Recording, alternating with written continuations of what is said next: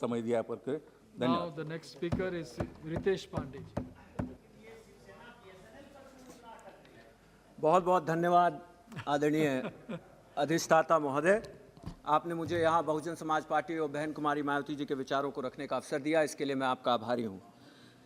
माननीय वित्त मंत्री जी को भी मैं आभार प्रकट करना चाहता हूँ, जिन्होंने बड़े ही संक्षेप में अपना आपको वित्त मालूम है भाषण 5 दिया। मिनट है आपका, जी मैक्सिमम 5 मिनट। जी, जिन्होंने बड़े ही संक्षेप में अपना भाषण दिया, मैं उनको धन्यवाद देना चाहता हूँ।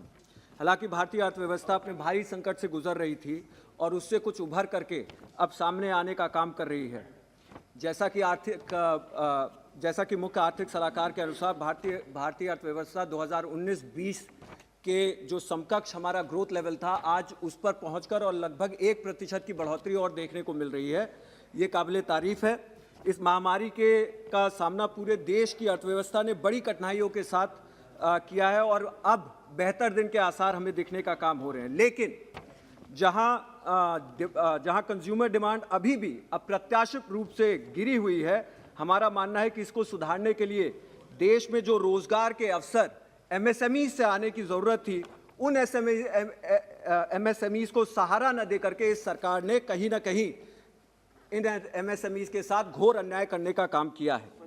मैं यहाँ पे एक शेर जरूर कहना चाहूँगा जो उत्तर प्रदेश में इस समय बहुत प्रचलित हो रखा है कि हमारी बेरोजगारी का अंदाजा तुम क्या लगाओगे गालिब, हमारी बेरोजगारी का अंदाजा तुम क्या लगाओगे गालिब, हम जब कब्रिस्तान से भी गुजरते हैं तो मुर्दे उठकर पूछते हैं, हम जब कब्रिस्तान से भी गुजरते हैं तो मुर्दे उठकर पूछते हैं कि भाई लगी क्या नौकरी।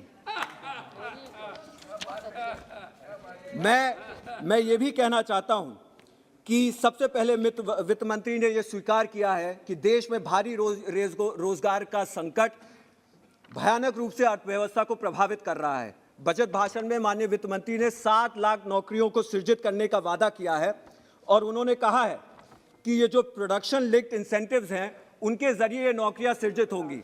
लेकिन अगर इंडियन इंक की हम बात करें, जो इन प्रोडक्शन लिंक्ड इंसेंटिव्स का फायदा लेती है, उनका ये कहना है कि इन प्रोडक्शन लिंक्ड इंसेंटिव्स ये कंज्यूमर डिमांड पे आधारित हैं।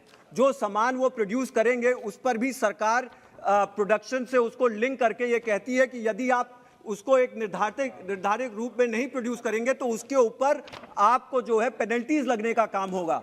ये पेनल्टीज इतनी भारी हैं कि वो स्वतः इन बड़ी बड़ी देसी कंपनियों को इन प्रोडक्शन लिंक्ड इंसेंटिव्स को लेने से, इनमें निवेश करने से उनको एक सुचारू रूप से सुरक्षित देखने का काम अपने आप को महसूस नहीं करती हैं। तो एक हिसाब से ये 7 लाख नौकरियां सृजित होने का काम होगा, ये अभी भी एक ख्याली पलाव है। मेरे ख्याल से इसमें आगे जाकर के देखने की जरूरत है। ये सिर्फ हेडलाइंस बटोरने का एक हमारे सामने एक छोटा सा जो है प्रयास यहाँ पे देखने का काम हुआ है। असल रूप में भारत में उपभोक्ता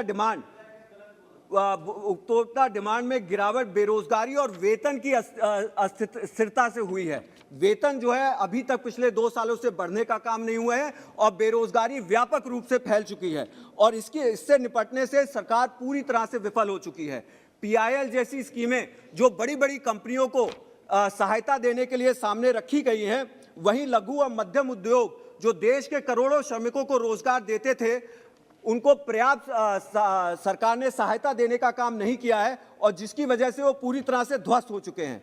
और इस महामारी के दौरान जहां लघु और मध्यम उद्योग को बंद होने के बाद उनका मार्केट शेयर इन बड़ी कंपनियों ने ले लिया है, इस पर फिर ध्यान दें। जो छोटी कंपनियां थी वो पूरी तरह से बंद हो गई और उनका जो मार्केट शेयर था उसको बड़ी कंपनियां ने ले लिया है और आज सरकार ढिंडोरा पीट के ये कहती है कि हमारी जो है कंपनियां बड़ी बेहतर करने का काम कर रही हैं। उसका कारण ये नहीं कि उनका जो है उन्होंने और उनके गुड्स की क्वालिटी और अच्छी की उसकी डिमांड बढ़ गई है, बल्कि उसका कारण ये है कि छोटी कंपनियां जो उन चीज़ों को बनाने का काम करती थी, उन वस्तुओं को बनाने का काम करती थी, वो बंद हो गई हैं और उसका मार्केट शेयर इन बड़ी कंपनियों के पास पहुंच गया और इस सरकार की विफलता पर पर्दा हटाने का काम करती है और ये अत्यंत ही दुखद है।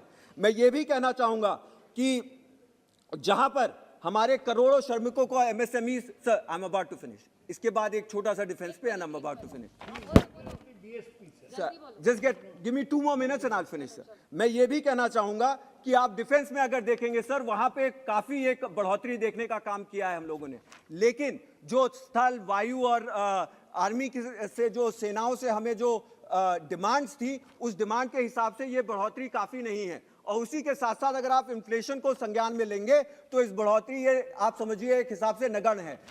मैं यहाँ पे ये भी कहना चाहूँगा कि जहाँ पे सरकार ने रिसर्च और डेवलपमेंट पे मात्र 0.7% GDP का रिसर्च और डेवलपमेंट पे खर्च किया है, जो कि रक्षा के क्षेत्र में भी इतना मात्र खर्चा होता है, वहीं अगर आप अमेरिका को देखेंगे तो वो 3.1% खर्च करता है, ब्राजील 1.3% खर्च करता है, और चाइना जिससे हमको सबसे ज्यादा खर्चा है वो 2% खर्च करता है। मेरा मानना है कि वित्त मंत्री जी को ये जो रिसर्च और डेवलपमेंट पे जो GDP का जो शेयर है बजट का, उसको बढ़ना चाहिए था, और वो बढ़ करके कम से कम नहीं तो 2% के इर्द गिर्द आए, तभी फायदा हो सकता है। मैं अंत में यही कहना चाहूंगा आदरणीय अधिष्ठाता महोदय कि जहां पे हमारी महिलाओं को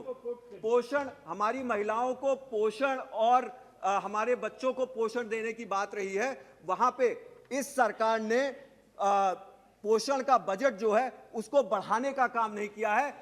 इसके तमाम जो इसमें जो फंड जाते थे वो तमाम निधियों के अनुसार जाते थे, उनको क्लब करके एक हेड के अंदर करने के बाद भी ऐसा प्रतीत होता है कि जो खर्चा होना था वो पूरी तरह से कम हो गया है।